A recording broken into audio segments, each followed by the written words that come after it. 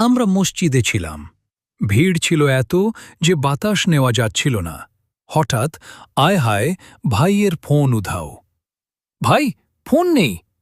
আরে ফোন কোথায় গেল? সে অ্যাপল আইডি চেষ্টা করে, পাসওয়ার্ড ভুলেছে। ফাহা।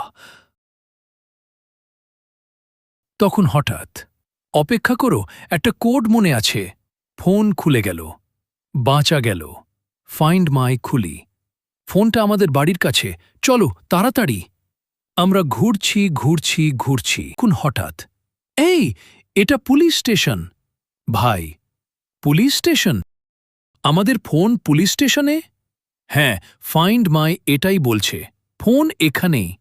আরে, ফোনটা তো চোর নিয়েছিল, কিভাবে পুলিশ স্টেশনে আছে? তখন আমরা জানতে পারি চোর ইতিমধ্যে ধরা পড়েছে এবং ফোনটা এখানেই আছে। 10টা ফোন, একটার উপর একটা। চোর।